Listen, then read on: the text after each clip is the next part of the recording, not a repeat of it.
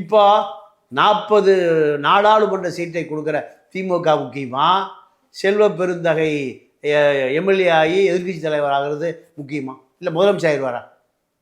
எதிர்கட்சி தலைவர் கூட ஆக முடியாது.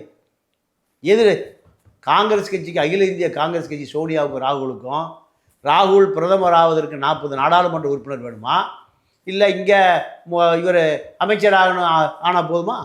எது முக்கியம்? முட்டாள்களை பற்றி பேசிகிட்டே இருக்கான், மூளை வறண்டு போன ஆட்களை பற்றி பேசிகிட்டே இருக்கேன். 40 நாடாளுமன்றங்கிறது சாதாரண விஷயமா? விஜயால் 4 எம்பி கொடுக்க முடியுமா? முதல்ல அவர் எந்த தொகுதி நிற்க போகிறாருன்னு தொகுதியே இன்னும் இல்லை. அமித்ஷா முடிவு பண்ணுறது தான் தொகுதி. அது இப்போ விஜய் கட்சி ஆரம்பிக்கும் போது அவர் கட்சியாக இருந்தது, இப்போ அமித்ஷா கட்சியாக போச்சு. அமித்ஷா எதை சொல்லுகிறாரோ அதுதான் இனிமேல் விஜய்க்கு கொள்கை. இல்லைன்னா தேர்தலில் நிற்க முடியாது. விஜய் மீது சிபிஐ எஃப்ஐஆர் போட்டால், குற்றப்பத்திரிகை தாக்கல் செய்தால் விஜய் எலெக்ஷன் நிற்க முடியாது. எலெக்ஷன்லேயே நிற்க முடியாது. அப்புறம் எப்படி விஜயே ஆட்டமே காலினா வேறு யார் நிற்பாங்க சொல்லுங்கள்?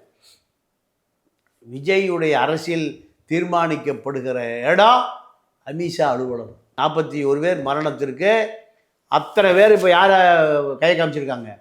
விஜய் டிரைவர் உட்பட புஷி, நிர்மல்குமார், ஆதவ் அர்ஜுனா எல்லாம் எங்கள் பாஸ் அவர் தான். எங்கள் பாஸ் எதை சொல்லுகிறாரோ அதுதான்.